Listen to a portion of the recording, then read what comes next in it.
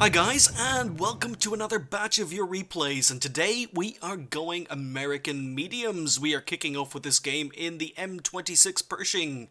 I'm just going to call it the Pershing. We're with Beyond D. He's platooned with a couple of scrubs, some bloke called Bringy, and another bloke called Osiris, and those guys, yeah, they don't look very good. So Beyond's got a tough game on his hands. It's on Lakeville. It's a tier 9 game. There are 3 RT in play, and we are just going to go. Now, the M26 Pershing is a very, very good tank. If you're wondering whether or not it's worth grinding up the American medium lines, I really do recommend at least grinding as far as the Pershing.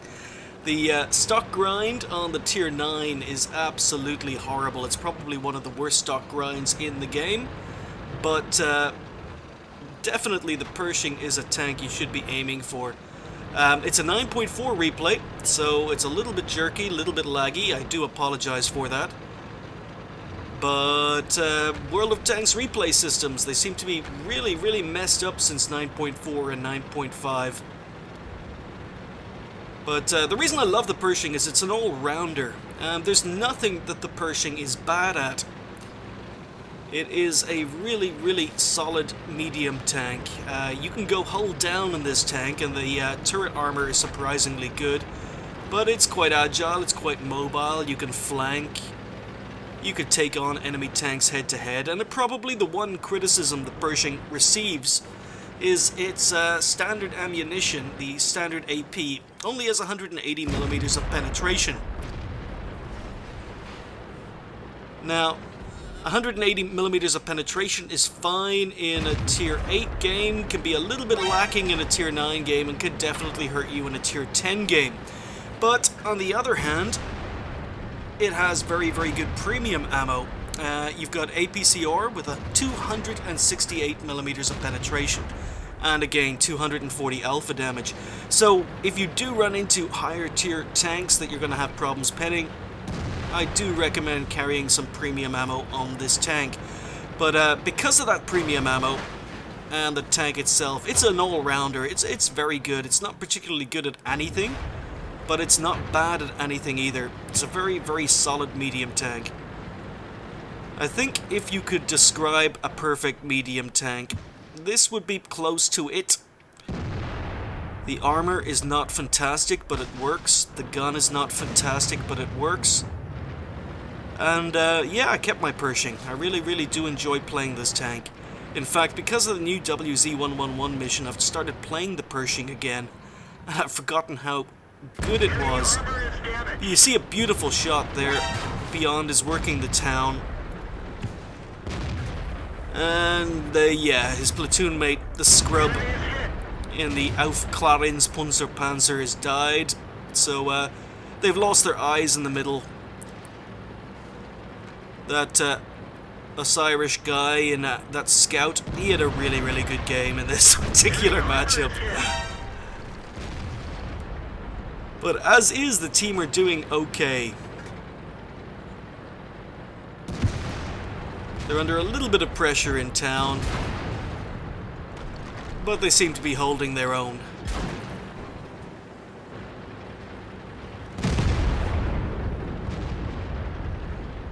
So, it's been a fairly slow start to the game, and the stock E75 has appeared, and Beyond is flanking.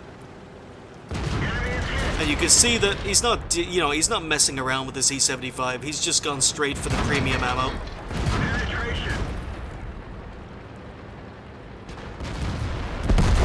So, they tracked. He did what medium tanks do. He got behind the E75. And again, things seem to be pretty level in town, but you got to remember, Beyond is a tier 8. There are a lot of tier 9 tanks in town. Unfortunately, misjudges that shot, and Artie has just taken out the Centurion, so there is Bringy gone. Yeah, this platoon really didn't contribute very much. Bringy's not too happy.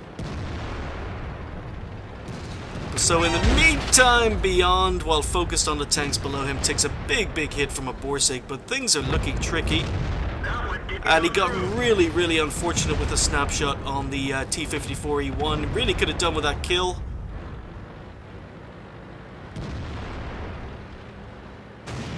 But okay.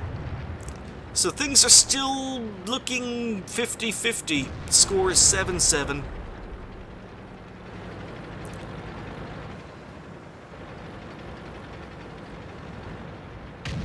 But they are outnumbered in town. Now Beyond makes a decision here. He decides that he's going to go back. He feels he can't really deal with a Borsig T-54 and a AMX 50-120. And again, I don't know what's wrong with these replays, but anyway. Yep, there goes one RT, there goes the Yag Tiger. And he gets spotted. So town has died. And you could argue that maybe Beyond could have stayed and could have helped, but his teammates in town were dying really quickly. He's decided to get out of there. He's decided to fall back into a defensive position. And it looks to have been the right decision. Because within a couple of seconds, they have basically lost pretty much half their team. So here we go. Now it is time to defend. And a mark of a very good player versus probably an above average player like myself is knowing when to run away. It's part of my game I'm trying to work on a little bit better. But he realized that the position wasn't effective. He decided to get out of there. And that means that he has now gone back into a position where he can keep his gun in the game. He can keep doing damage. And again, the Pershing is not a fantastic sniper, but it works. Unfortunately, it's starting to let him down. Again, he could have really done with that kill on the low health T-54. So he knows there's a 50-120 who's almost on full health. He knows there's a T-54, he knows there's a Borsig, and he knows there's an AMX 1375, all coming from this side of the map. And again, really unfortunate, tracks the AMX for no damage. But that does allow Artie to focus. Artie misses, so Beyond, again, he's going hull down. The turret on the Pershing is surprisingly bouncy, and you can play it like a typical medium and go hull down. But a Yag Tiger's moved in, and now they're being capped. So there we go, he's just bounced the 50-120. Yag Tiger has left the cap. And again, the Yag Tiger is hull down. Very difficult customer to deal with, and Beyond takes another big hit. Thankfully, Artie takes out the 50-120. That relieves a little bit of pressure, but the score is still 9-12. It is 3 versus 6. Now it is 3 versus 5. So Beyond took out the AMX 1375. But basically, it's just Beyond and one RT now. And the Yag Tiger doesn't know who to focus on. Does he focus on the Pershing? Does he focus on the RT? Still 2 RT left on the enemy team, and Beyond needs to stay on the move. He's going to work on this Yag Tiger. Yag Tiger's trying to go hull down. But at any moment now, 2 enemy RT could ruin Beyond's day, and he knows that there's also a Borsig sitting on the town side of the map.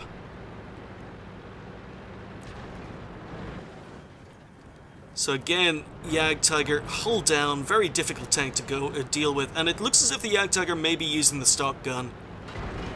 But the Yag Tiger focuses on RT. Beyond waits for the Yag Tiger to turn around, gets an easy shot into his side.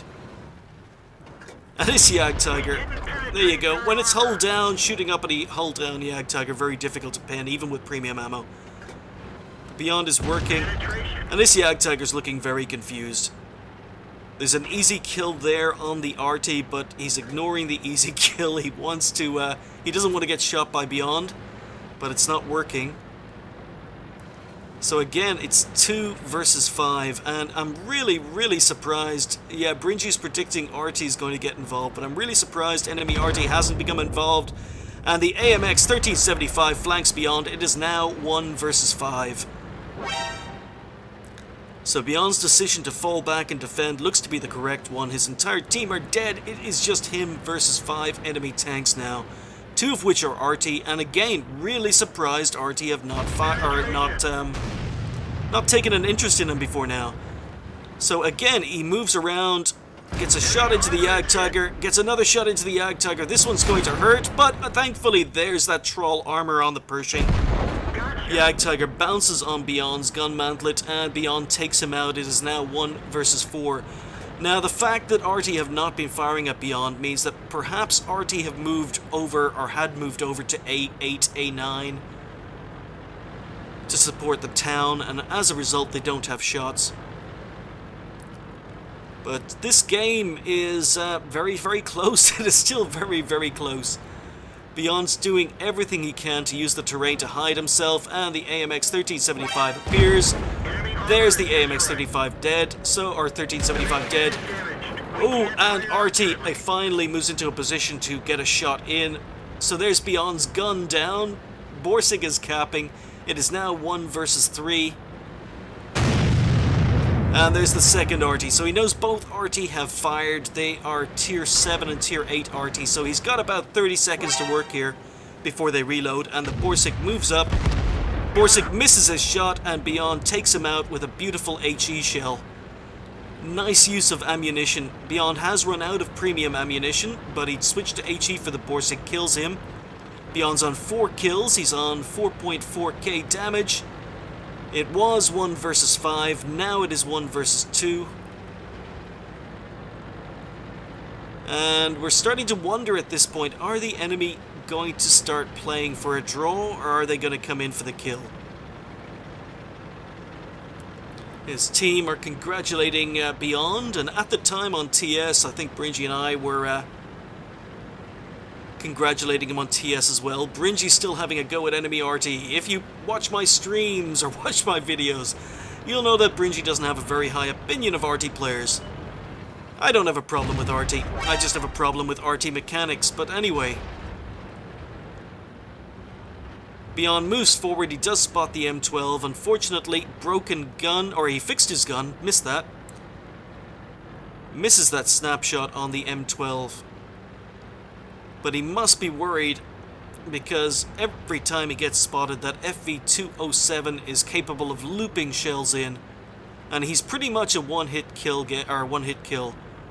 RT's still, or Bringy's still having a rant against RT. I do apologize. Okay, M12 misses a shot, but again Beyond misses his snapshot.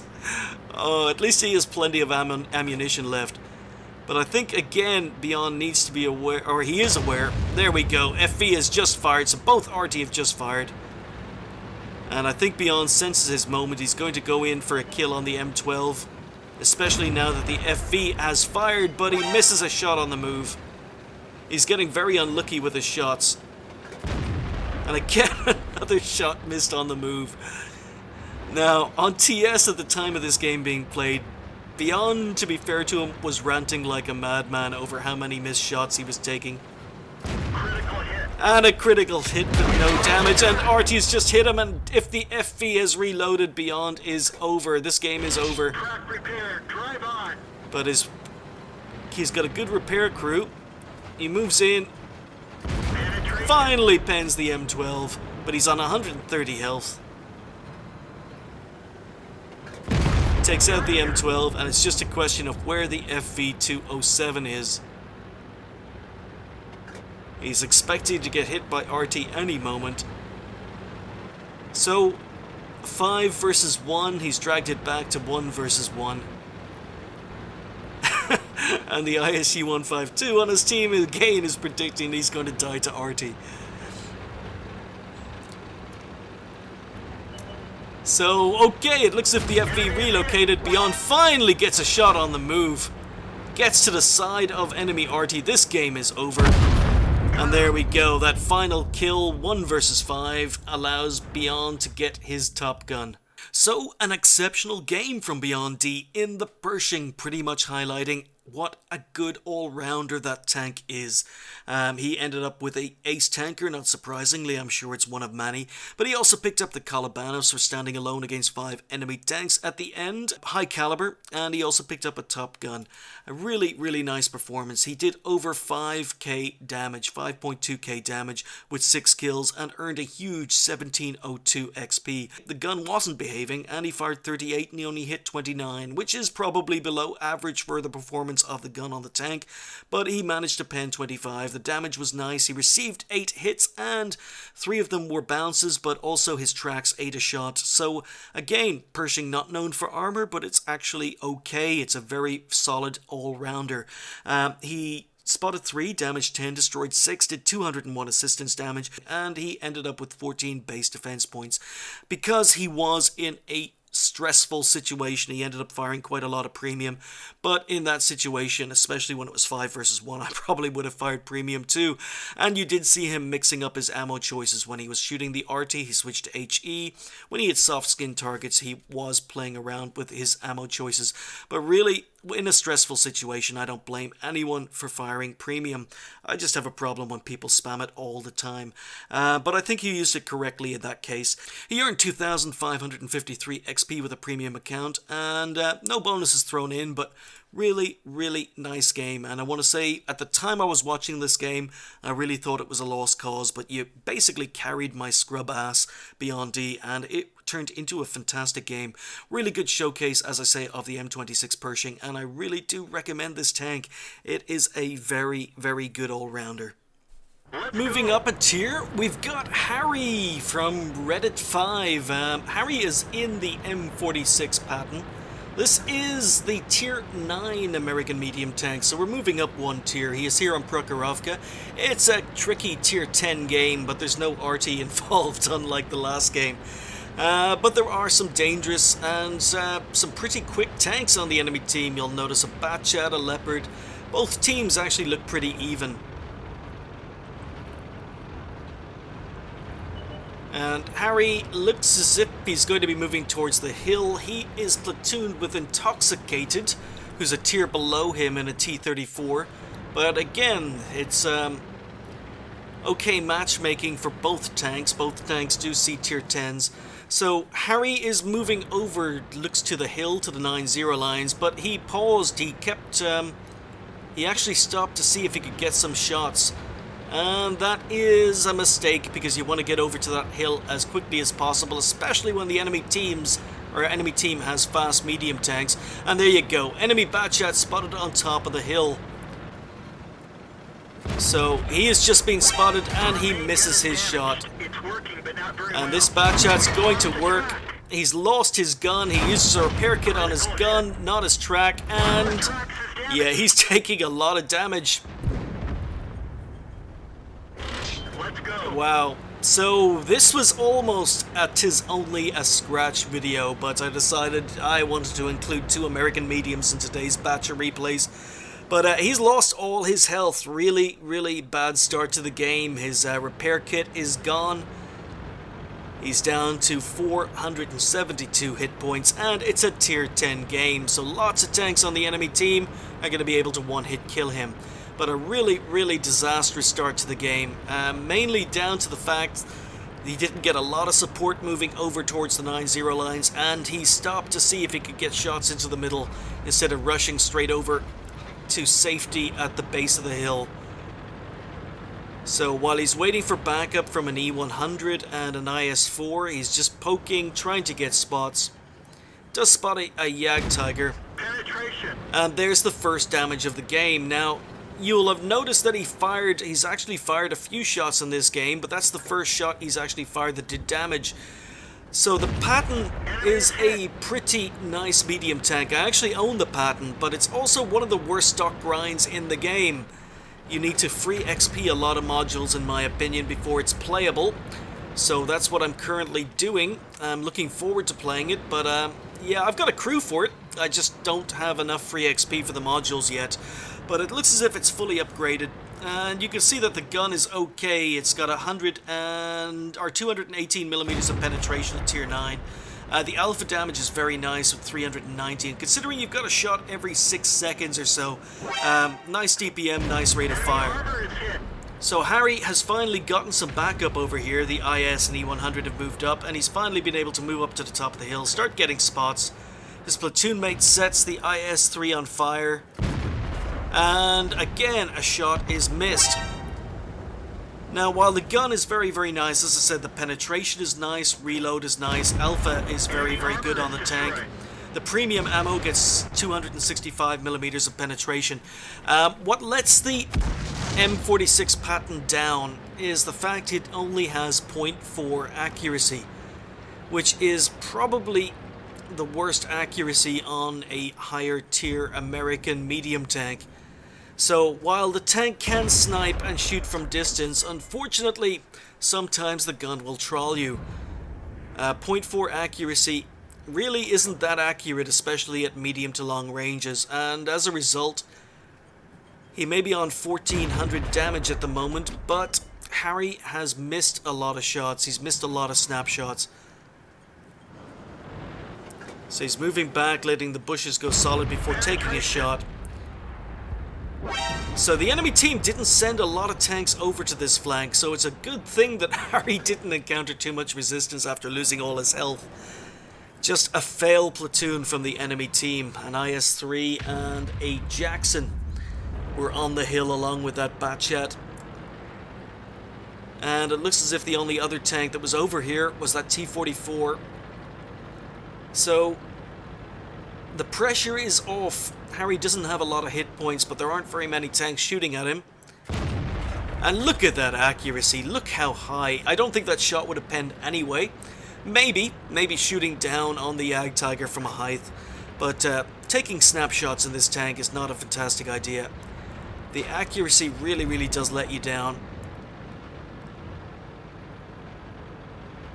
So now that they've won this flank, Harry is advancing along with this IS-4. He's letting the IS-4 take the lead, which is a good idea, seeing as the IS-4 actually has some hit points left. But he's going to poke this ridge, he's going to use his gun depression, he's going to get rear shots on the tanks in the middle. And it looks like the enemy team have ignored the fact they've lost this flank, and that's allowed Harry to get into a really, really strong position. Basically, the position he's in now allows him to get rear shots on tanks in the middle. He's just taken out that Carnarvon. He's going to go to work on this Leopard, but he's safe from all the usual campers who like to sit down in K1 and K2. They can't shoot him. He's only got to worry about enemy tanks turning around. But these tanks are outside of his view range, and he knows he can just fire here without getting spotted, or at least it's going to be very difficult for the enemy tanks to spot him. So he's taken out the E75, gets a lovely shot into the side of the E100. He hasn't fired any premium rounds yet. That shot drops below the spaced armor. He's got the rear, and unfortunately the shot goes high, bounces on the angle turret.